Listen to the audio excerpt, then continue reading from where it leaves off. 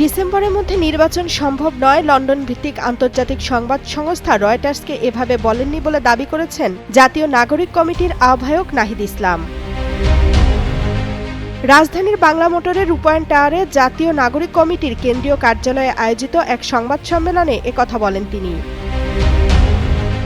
নাহিদ ইসলাম জানান, পুলিশ যে নাজুক অবস্থায় আছে সেই অবস্থায় থেকে নির্বাচন করা সম্ভব না। নির্বাচন করার জন্য আগে অবশ্যই পুলিশিং ব্যবস্থা ও আইন শৃঙ্খলা পরিস্থিতির উন্নতি করতে হবে। সেটার জন্য সরকারের পাশাপাশি রাজনৈতিক দল ও সামাজিক শক্তিগুলোকেও এগিয়ে আসতে হবে ও সহযোগিতা করতে হবে। আগামী জাতীয় নির্বাচনের জন্য এনসিপির নেতারা মানসিকভাবে প্রস্তুত বলেও জানিয়েছেন দলের আহ্বায়ক। জাতীয় নির্বাচনের পাশাপাশি এনসিপির পক্ষ থেকে গণপরিষদ নির্বাচনের দাবি জানানো হয়। নিজেদের সাংগঠনিক শক্তি বৃদ্ধি করতে কাজ করছে তারা। জোট কিংবা প্রার্থী দেওয়ার কথা এখনো ভাবছেন না। এনসিপির কেবলমাত্র জাতীয় সংসদ নির্বাচন বা গণপরিষদ নির্বাচন একমাত্র দাবি নয় বলে জানান নাহিদ ইসলাম। তার আগে তারা দৃশ্যমান বিচার কার্যক্রম ও জুলাই সনদের বাস্তবায়ন দেখতে চান। নাহিদ ইসলাম এ সময় পরিষ্কার করেন, জুলাই ঘোষণাপত্র ও জুলাই সনদ আলাদা। জুলাই ঘোষণাপত্র যেটা ছিল ছাত্রদের দাবি, আর প্রধান উপদেষ্টার প্রতিশ্রুতি অনুযায়ী ঐক্যমত্য কমিশনের মাধ্যমে সংস্কারের জন্য রাজনৈতিক দলগুলোর প্রতিশ্রুতির উপর ভিত্তি করে জুলাই সনদ হবে।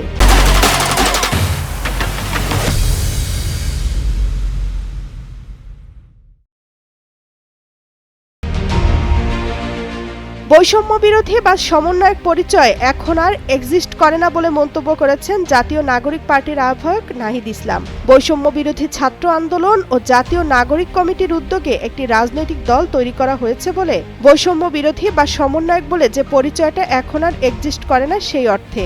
ফলে আইন শৃঙ্খলা বাহিনীর কাছে তারা অনুরোধ জানিয়েছেন, যদি কেউ বৈষম্য বিরোধী বা সমন্বয়ক পরিচয় ব্যবহার করে অপকর্ম করে তাহলে তারা তাদের বিরুদ্ধে যেন আইনানুগ ব্যবস্থা নেন।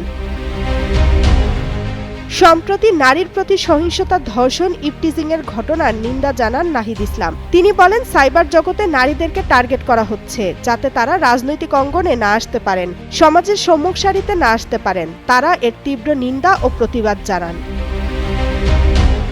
এনসিপির সদস্য সচিব আক্তার হোসেন জানান, আগামী 10 মার্চ সোহরাওয়ার্দী উদ্যানে সারা দেশের শহীদ পরিবার ও আহত পরিবারের সাথে ইফতার আয়োজন করবে এনসিপি। এছাড়া 11 মার্চ দেশের বিশিষ্ট জন ব্যবসায়ী সহ অন্যান্যদের নিয়ে ইফতারের আয়োজন করা হবে। তামান্না তাহসিন খান, কালের কণ্ঠ।